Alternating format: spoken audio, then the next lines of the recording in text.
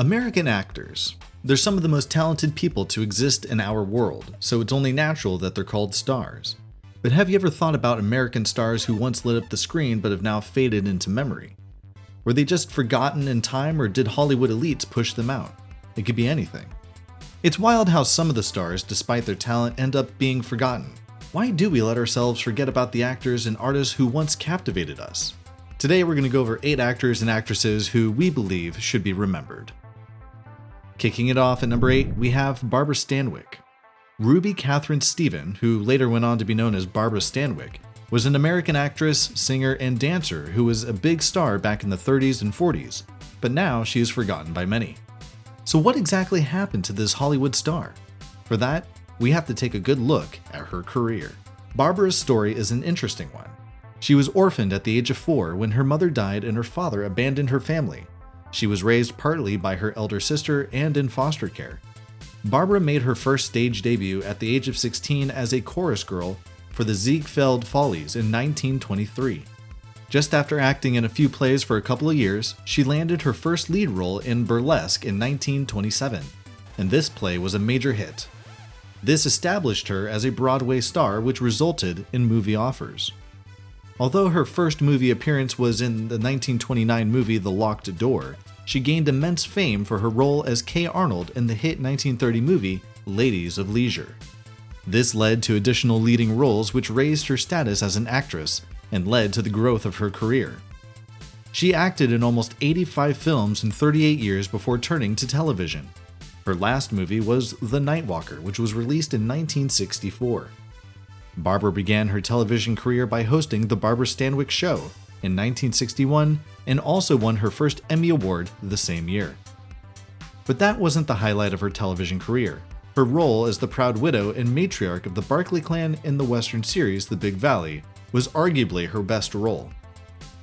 This role won her a second Emmy Award in 1966, and this was followed by a third Emmy Award in 1983 for her role in the miniseries The Thornbirds.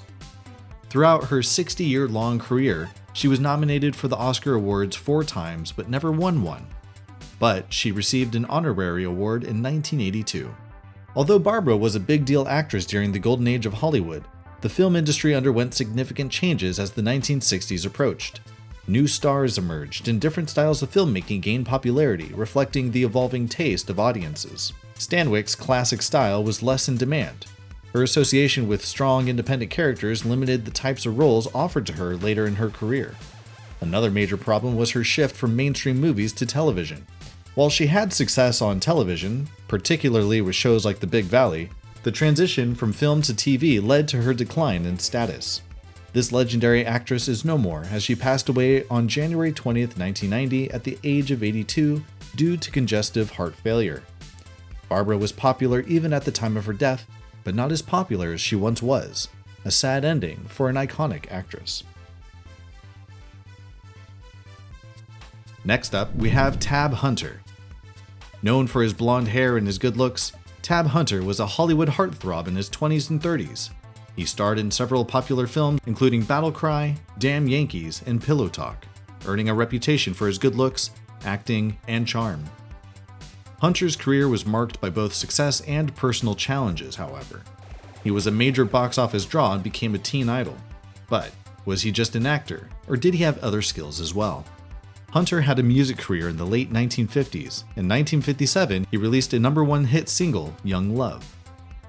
Although he has not won many major awards or starred in any major movies, he had a short run of fame. During his short run, he became so popular that he managed to land 3 songs on the Billboard Top 40, which is pretty crazy. But this multi-talented, handsome star had another secret too, a secret that shocked many. Hunter came out as gay in his autobiography, Tab Hunter Confidential. Although his relationship with actress Natalie Wood was very popular, it turned out to be part of his effort to maintain a straight image. He even developed a relationship with actor Anthony Perkins during the shooting of Friendly Persuasion in 1956, and this turned out to be a very controversial issue later on in their lives. In 2013, Hunter married his longtime partner, Alan Glazer.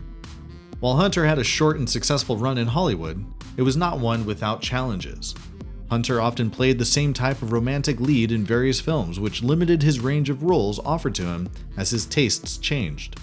Later on in his career, he shifted to focus on television and other projects, which may have led to a lower profile compared to his peak years in film.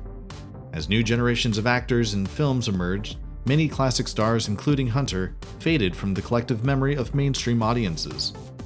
Sadly, he passed away July 8th of 2018, 3 days before his 87th birthday, due to cardiac arrest. Moving on to our next actor, we have Heather Graham. The American actress was a crush of every boy in the 90s. With her stunning looks and charm, she was an icon among many teens. She gained fame in the 1990s with notable roles in films such as Boogie Nights, where she played the iconic character Roller Girl, and Austin Powers' The Spy Who Shagged Me. Her career began by acting in television commercials, and that helped her land her first role in a teen comedy movie, License to Drive, in 1988. She was even nominated for the Young Artist Award in the Best Young Actress category in Motion Picture Comedy or Fantasy. Then again, in 1989, she was nominated for the Independent Spirit Award for Best Supporting Actress for her role as Nadine in the movie Drugstore Cowboy. But one of her most unforgettable scenes was when she had a short and quick appearance in the movie Hangover. After acting in a few films, she directed her attention towards television and independent films, which mostly got negative reviews and went unnoticed in the box office. This was the turning point in her career because after that, she was able to make a comeback to major movies. Apart from being an actress, she was also an activist who supported a lot of NGOs. But despite all the work, she had been forgotten by most as she had not appeared in any mainstream movies for a while. Her career peaked in the 90s and early 2000s, and that was it. She never came back to the silver screen again. Now let's talk about Bette Davis, one of Hollywood's most unforgettable leading ladies, though not everyone remembers her today. Bette Davis was born Ruth Elizabeth Davis on April 5, 1908, in Lowell, Massachusetts. Right from a young age, she had this intense, almost fiery personality that made her stand out. Acting didn't come out of nowhere for her. She was inspired by her mom's love for the arts, especially after seeing performances by silent film stars like Mary Pickford. Bette knew she wanted to bring that same passion to the screen. After attending drama school in New York, she got her start on Broadway, but she had bigger dreams: Hollywood. In 1931, Bette made her film debut in Bad Sister. It wasn't a major role, but it opened the door to a contract with Warner Bros., where she really started to get noticed. After all, not anyone could just sign with Warner Bros., and that just showed how talented Bette really was. Soon enough, she was landing bigger roles and working her way up the industry, but it was her performance in Of Human Bondage in 1934 that changed everything. She played a character who wasn't your typical Hollywood beauty, but someone raw and flawed. Critics were blown away, and soon enough, everyone knew her name. Her career took off from there, and Bette became known for playing tough, complex characters, ones that really showed the darker side of people. Some of her most iconic roles include Jezebel in 1938, where she won her first Academy Award for Best Actress, and All About Eve in 1950, where she played the sharp and cunning Margot Channing, a role that's still iconic today. In fact, All About Eve remains one of the best movies she ever made about show business, and Bette's performance is at the heart of it. She starred in over 100 films, which is huge by any standard, as some of the actors couldn't even star in 10 movies. Throughout her career, Bette racked up quite a few awards and nominations. She won 2 Oscars and was nominated for 10 more, setting records back then for her number of nominations. She also received the Kennedy Center's honors, the American Film Institute's Lifetime Achievement Award, and even the Cecil B. DeMille Award at the Golden Globes, making her one of the most celebrated actresses of her time. However, Bette's journey wasn't all roses. By the 1960s and 70s, Hollywood had started to change, and the type of roles she was known for became harder to find. She eventually took on roles that were more campy, like in Whatever Happened to Baby Jane in 1962, which wasn't very successful. And as new actresses emerged, Bette Davis wasn't as prominent anymore. She became known as more of a Hollywood relic instead of a leading lady. Despite the rough patches, Bette kept going. She was acting until almost the very end of her life. Unfortunately, her health began to decline due to breast cancer, and after a long battle, she passed away on October 6th of 1989 in France. Though she's not as well remembered today, her legacy is undeniable. Hollywood might have moved on to new phases, but her intense, fearless portrayals set the standard for generations of actresses to come. In a way, Betty was too big for the system she worked in. She broke the mold of what a leading actress was supposed to be and made room for more daring, complicated roles. That fierce spirit is what made her unforgettable to those who saw her work, even if the mainstream has let her name fade to time. And let's move to our next actor, Bruce Dern. How can an actor who had a career that spanned over 6 decades be forgotten? Let's look into that. After attending the University of Illinois and then the prestigious Actors Studio in New York City, Dern began his career in the late 1950s, making his television debut in a variety of series. However, it was his roles in feature films that established Dern as a prominent figure in Hollywood. He gained a lot of attention for his role in the 1969 movie They Shoot Horses, Don't They?, where he played a troubled contestant in a tough dance marathon. Throughout the 1970s and 1980s, Dern became known for his ability to play both villains and more nuanced characters. His role in The Cowboys in 1972 opposite John Wayne marked a turning point in his career, as he was cast as a younger antagonist, demonstrating his range. He also received praise for his performance in the 1972 movie Silent Running, a sci-fi film where he portrayed a botanist protecting the last remaining plants in a dystopian future. This role further solidifies his status as a versatile actor. One of his most notable and famous movies was The Great Gatsby in 1974. He also received many awards, including the Cannes Film Festival Award for Best Actor and the Silver Bear for Best Actor. Apart from these 2 awards, he was also nominated for the Academy Awards for his role in Coming Home in 1978, and he also received another nomination for his role in the 2013 movie Nebraska, where he played an elderly man on a quest to claim a dubious prize. Beyond his film work, Dern has also made a mark in television with roles in series like Big Love and The Mandalorian. His distinctive voice and charismatic presence have made him a sought-after actor. He has also worked with famous directors like Alfred Hitchcock and Quentin Tarantino, and his work in films has made a lasting impression. As an actor who used to take on complex roles in different genres, Dern was a cherished figure in Hollywood. The next forgotten actor on our list is Linda Hunt. Born as Lydia Susan Hunt, she is an American actress of stage and screen. After graduating from the College of the Holy Cross in Massachusetts, Hunt moved to New York City to pursue her acting career. She studied at the University of California, Los Angeles, and that was where she mastered her acting skills by performing in various theatrical productions. Her stage work, particularly in New York, quickly garnered attention, leading to opportunities in films. Linda made her debut playing Miss Oxheart in the 1980 movie Popeye. Hunt also appeared in films such as Dune, Silverado, and Kindergarten Cop. But it was her performance in the 1982 movie The Year of Living Dangerously that truly launched her career. In this film, she portrayed Billy Kwan, a short-statured Australian photographer in Indonesia during a political upheaval. But do you know what's the most unique thing about this actress? She won the Academy Award for Best Supporting Actress in her role as Billy Kwan. This made her the first person to win an Oscar for playing the character of the opposite sex. This recognition established her as a talented actress capable of delivering powerful performances that connected her with audiences. In addition to her film work, Hunt also found success on television. Hunt's television appearances included roles such as Judge Zoe Hiller on David E. Kelley's series The Practice, and as Dr. Claire Bryson on Without a Trace. She continued to entertain people even in the early 2000s with her performances in films like Boneyard Collection and The Sessions. In recent years, they've been on television series such as the NCIS Los Angeles, where she plays the character Henrietta Hetty Lang. Besides her professional success, Hunt is recognized for her unique voice and distinctive appearance. At just 4 feet 9 inches tall, she often breaks traditional casting norms, showing that talent and skill can go beyond physical limits.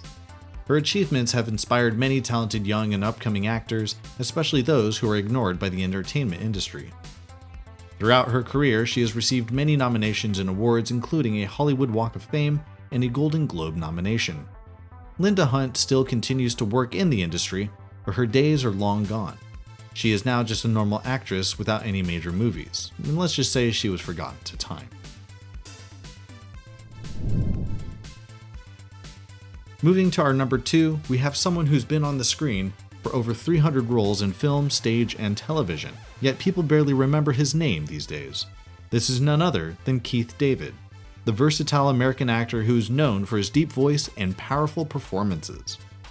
David's career began in theater, and he gained early recognition for his work in productions like A Raisin in the Sun. He made his debut in 1982 in the movie The Thing, where he played the role of Childs. This marked the beginning of a successful film career, and he went on to appear in notable films such as They Live, Platoon, and There's Something About Mary. David has been on the big screen as well as the small one. His television career is also impressive. He has appeared on shows like The Cape, Community, and Greenleaf, showcasing his ability to work on various roles. His strong presence and performances have earned him praise and respect in both film and television. Apart from his acting career, David is also a voice actor. He has lent his voice to numerous animated series, video games, and commercials, becoming a recognizable presence in the industry. Some of his most notable voice roles include Goliath in Disney's Gargoyles and the Arbiter in the Halo video game series. David even won an Emmy Award in his voiceover career for his outstanding voiceover performance in The War and Unforgettable Blackness. Although David still continues his career, acting in certain movies and TV shows, he has not starred in any major Hollywood films and is not as popular as he once was. And with number 1, how can anyone forget the 1984 movie The Karate Kid? While people still remember the name of the movie, the cast is often forgotten. And yes, we are talking about William Zabka. He is an American actor, director, and producer best known for his iconic role as Johnny Lawrence in the Karate Kid series. The film became a beloved classic, and Zabka's portrayal earned him recognition as one of the iconic 80s villains. Following The Karate Kid, Zabka appeared in several other films including The Karate Kid Part 2 in 1986, returning to his role as Johnny. During the 1980s, he appeared in the film Just One of the Guys in 1985, Back to School in 1986, and the television series The Equalizer. After that, he focused on independent films and filmmaking. In 2004, he was nominated for an Academy Award for co-writing and producing the short film Most. But he had a dry spell in his career, primarily during the 90s and early 2000s when none of his movies received major success and his fame was fading away. This dry spell continued until recently, when he came back as Johnny Lawrence in the Netflix series Cobra Kai. This revived his career and connected him with the audience yet again. The series begins 33 years after the events of the first film and revolves around a down-and-out Johnny who, seeking to rebuild his life, reopens the Cobra Kai dojo. If it was not for the series, the name William Zabka would have been forgotten forever. While many people remember Karate Kid and the name Johnny Lawrence, they might have forgotten about the actor William Zabka. And that wraps up our exploration of the forgotten American actors and actresses and artists of all time. From their memorable performances to the challenges they faced in the industry, their stories are certainly thought-provoking. Before we conclude, we'd love to hear your thoughts in the comments below. Which actor or actress resonated with you the most? Are there any forgotten figures you think we should discuss? If you enjoyed the video, give it a like and subscribe to our channel for more engaging content. Thank you for watching, and I hope to see you in the next video. Take care.